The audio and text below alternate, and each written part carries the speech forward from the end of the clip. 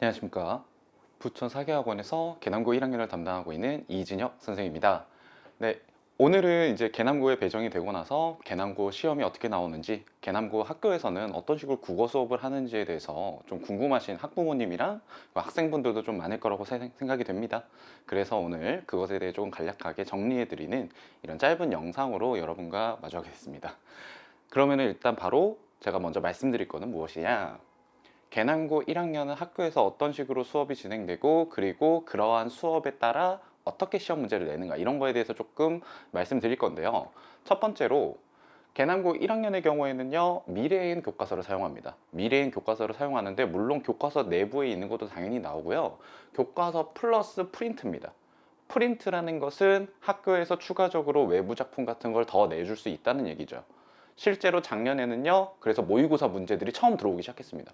그러다 보니까 학생들 입장에서는 외부 작품이 들어오니까 난이도가 갑자기 급상승했다고 느끼고요. 그러다 보니까 자기네들끼리 꽤나 많이 싸웠습니다. 경쟁을 많이 했어요. 그래서 실제 중간고사도 문학 문법으로 위주로 냈지만, 여기에는 외부 작품이 첨가되다 보니까 난이도가 좀 많이 높았고요. 실제 당시 시험 범위, 작년 1학기 중간고사 시험 범위는 보시면요, 일단 문학의 모든 영역 다 나왔습니다. 현대시, 현대소설, 극수필, 시소설, 극수필, 우리가 흔히 문학에서 얘기하는 4가지 영역이 다 나왔고요. 거기에 추가적으로 문법 들어갔는데, 여기에 플러스 모의고사 외부 작품입니다. 그러다 보니까 계남고 전체가 문학 문법에 조금 1학기에 집중이 돼 있고요. 그리고 작년에 나왔던 학업 성취도입니다. 학생들 학업 성취도를 보시면요, A쪽에 흔히 말하는 이제 상위권 학생들이고요, B, C를 우리가 보통 중위 혹은 중하위권 이런 식으로 잡아줍니다. 계남고가요, 지금 보시면은 상위권은 15입니다. 표준 편차가 16이고요. 평균이 72점입니다. 이 정도면은요, 부천 내에서는 그럭저럭 괜찮은 평균 수치를 갖고 있는 학교입니다. 그런데 계남고에서는 등급을 올리기 힘들다라고 하는 학생들이 있는데, 그게 왜 그러냐? 보시면은요, 중위권, 중하위권 애들이 비슷비슷하게, 엇비슷하게 계속해서 경쟁을 합니다. 즉, 누구 하나 뛰어나게 확 올라간다기보다는 서로 그냥 국어 공부를 어영부영 하다 보니까 점수가 이런 식으로 고정되기 시작합니다. 그럼 계남고에서는 그러면은 이런 치열한 중위권 경쟁을 우리가 어떻게 해결해 나갈 것인가, 그것을 이제 제가 좀 보여드릴 건데, 우선 작년 시험 범위와 재작년 시험 범위입니다. 재작년 보시면요, 여기 있는 이 문학 작품들, 얘네들은요 전부 다 교과서에밖에 안 나왔습니다. 교과서 내에 있는 작품으로 총 24문제 냈어요.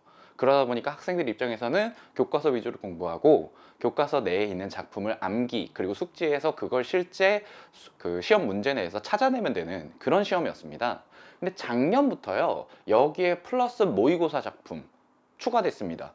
19년도 작품 들고 왔고요. 각각 연도마다 이제 학교 선생님들이 언제 거를 내겠다라고 하고 나서 예고를 해줍니다. 그럼 학생들이 거기 있는 문학 작품으로 수업을 하는 겁니다. 그리고 여기에 문법까지 한 번 더 추가해 주니까 학생들 입장에서는 작년에 비해서 실제 느꼈을 시험의 난이도는 급상승했겠죠. 그러다 보니까 상위권 학생들은 원래 상위권 학생들 요 위에 있는 거고, 그 밑에 있는 중위권 학생들끼리 서로 치고받고 싸우고 경쟁이 심화되고 있는 겁니다. 그러면 이런 추가된 문법의 외부 작품을 활용하는 난이도가 상승된 계남고 1학년 국어 시험은요, 어떤 식으로 준비해야 되느냐? 우선은 특징 먼저 말씀드리면은, 다양한 문학 개념어, 낯선 외부 작품, 그리고 보기 문제라는 수능형 문제라고 하는, 흔히 말하는 국어 내에서 어려운 문제들을 많이 냅니다. 그리고 교과서 외의 작품을 시험 범위에 집어넣고요, 거기에 문학 문법을 함께 섞어서 낸 문제도 있습니다. 그리고 기존에 내던 내용 확인 문제 역시도 함께 출제하고 있습니다. 이런 특징을 봤을 때 실제 시험 문제 보시면서 어떤 식으로 대비해야 될지 제가 조금 말씀을 드려볼게요. 자, 재작년 중간이랑 작년 중간입니다. 보시면요, 둘 다 문학 개념어에 대해서 물어보고 있습니다. 여긴 내적 독백, 그 다음에 서술자로 내세워서 해학성을 강화하고 있다. 그리고 여기 보시면요, 대립적 의미의 시어를 제시, 그 특정 상황을 가장, 이런 식으로 보시면요, 문학 개념어들이 계속해서 출제가 되고 있고요. 이것들을 학생들이 알고 있고, 그리고 그걸 실제 지문 내에서 찾아낼 수 있는 선별 능력을 갖고 있어야 된다는 겁니다. 그럼 이걸 어떻게 기르느냐? 기초부터 문학 개념의 암기를 시작하고, 그리고 그걸 실제 문제들에 적용하는 다수 문제풀이 훈련이 조금 필요합니다. 단순히 문제만 풀면 가능하느냐? 그건 아니고요. 문제를 풀고요, 오답 노트, 흔히 말하는 그냥 답을 하나 체크하고 아 이거 이래서 틀렸구나 하고 해설 보는 그런 오답 노트가 아니라, 본격적으로 해당 선지에 있는 이 문학 개념어가 지문에 어디에 나와 있기 때문에 이 1번 선지가 오답이다 아니면 정답이다 이런 식으로 구별해낼 수 있는 그런 오답 정리, 정확하게 말하면 거의 풀이에 가까운 식으로 학생들이 스스로 피드백을 해나갈 수 있는 환경을 갖춰줘야 된다는 겁니다. 그걸 제가 내신 수업을 하면서 학생들에게 문제를 주고 그것에 대한 오답 노트를 확인한 후에 클리닉 내에서 학생들에게 이거 잘못했다, 이거는 오답 노트 이런 식으로 하면 안 돼, 좀 더 상세하고 구체적으로 지문 내에서 찾아낼 수 있어야 돼, 이런 식의 피드백이 오갈 수 있는 그런 환경에서 학생들이 연습해야만 문학 개념을 이해하고 그걸 실제로 문제에서 찾아낼 수 있는 그런 능력이 함양될 겁니다. 네, 두 번째 출제 사례를 보면요, 보기 문제입니다. 보기 문제인데 보시면 여기 문제에서는 가와 나를 비교하는 거고요. 여기 문제는요 라와 보기를 비교하라고 그랬어요. 즉 서로 다른 작품 둘을 비교하여 그 특징을 우리가 대조해서 찾아내는 그런 방식의 문제를 말하는 건데, 아까도 말씀드렸지만 문학 개념어를 익히고 지문에서 찾아내는 훈련뿐만 아니라요, 서로 다른 작품들이 어떤 공통점이 있는지 이런 거에 대한 특징을 비교하고 파악할 수 있는 능력 키워주면 제일 좋습니다. 근데 안 키워지는 학생도 있을 수 있어요. 당연하게도 어려우니까 그냥 문학이. 그럼 그런 학생들에게는 사전에 나올 수 있는 작품 여러 가지를 주고 이 작품은 이런 식으로 서로 연결될 수 있어 라는 사전 수업이 필요하겠죠. 그 수업 제가 교재 내에 다른 작품 넣어 놓으면서 학생들에게 이게 유사하게 함께 출제될 수 있는 연계 작품이야 라고 콕 집으면서 수업 진행합니다. 그럼 학생들 그걸로도 충분히 숙지할 수 있습니다. 세 번째 보겠습니다. 보시면요, 보기 문제입니다. 보기에 있는 내용 확인인데, 기본적인 내용 확인 문제는요 좀 구형 문제라고 흔히 말할 정도로 학생들이 이제 교과서 내용만 암기해 놓으면요 그렇게 어렵지 않습니다. 그런데 얘를 계속 내는 이유는 뭐냐? 밸런스 조절입니다. 일종의. 즉 이런 교과서 내용 암기조차 안 하는 학생들을 걸러내기 위한 거지, 교과서 내용을 학습하는 건 기본이고요. 거기에 소양으로 앞서 했던 문학 개념어나 타 작품과의 비교 대조라는 그런 능력이 요구되는 게 개남고에서 1등급을 노리기 위한 그런 능력이라고 말씀드릴 수 있을 것 같아요. 그래서 이런 교과서 내용 학습은요 학생들이 달달달 외우는 게 좋은데, 교과서 그냥 계속 보면서 내용만 외운다? 그거는 솔직히 어불성설입니다. 너무 효율적이지 않습니다. 그래서 저는 교과서에서 빈칸을 뚫어서, 제가 주는 교재 내에 빈칸을 뚫어서 학생들이 핵심적인 요소들만 집약적으로 외울 수 있도록 그런 도움이 되는 빈칸 교재까지 함께 진행을 하고 있습니다. 자, 그럼 네 번째 보겠습니다. 문법 문제입니다. 재작년까지는 문법을 한 시험에 섞어서 내지는 않았었고요. 근데 작년에는 이제 문학 문법을 함께 섞어서 냈습니다. 그러다 보니까 세부적인 문법 개념을 많이 물어보는데, 그 문법 개념을 그럼 어떻게 외우느냐? 문법 개념은요 많이 풀고 많이 보고 많이 외운다, 이거 세 개밖에 없습니다. 그럼 이걸 어떻게 하느냐? 학생들 스스로 한다? 그럼 대단한 학생입니다. 그런 학생들은요 학원 와도 잘하고요, 안 와도 잘하고요, 혼자 해도 정말 잘합니다. 근데 학원에 왔다 그러면은 이거를 강제적으로 주입시키는 게 제일 좋겠죠. 문법 개념은요 본인이 관심이 없고 이론에 대한 어느 정도의 지식이 없으면 이해할 수 없으니까 그래서 놓습니다.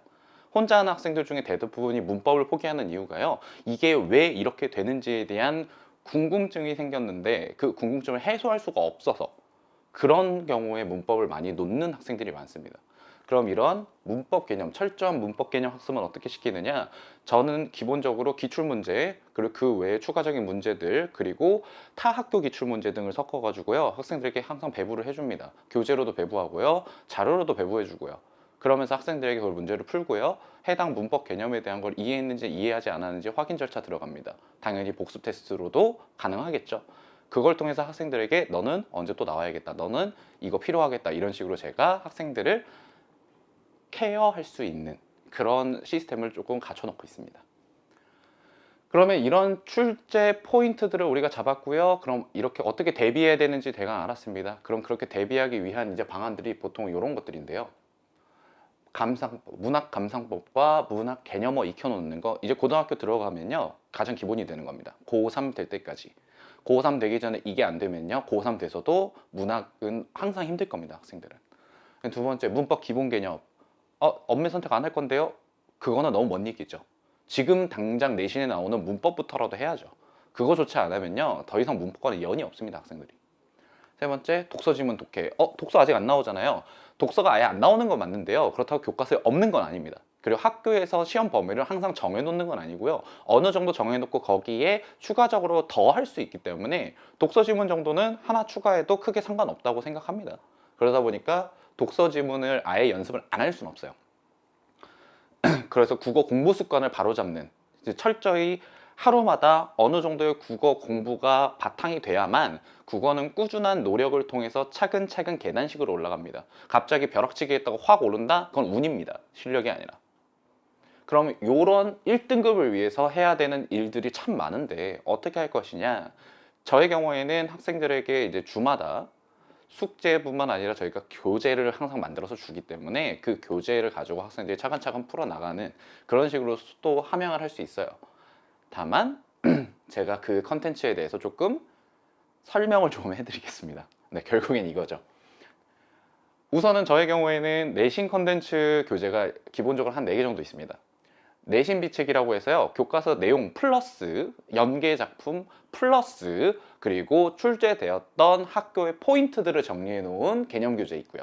네, 내인 비책이라고 제가 아까 말씀드렸죠, 교과서 내용 암기 효율적으로 해야 된다, 빈칸 뚫는 교재, 이겁니다. 이제 내인 비책이라고 해서요, 빈칸을 뚫어놔서 학생들이 그거를 효율적으로 외울 수 있게.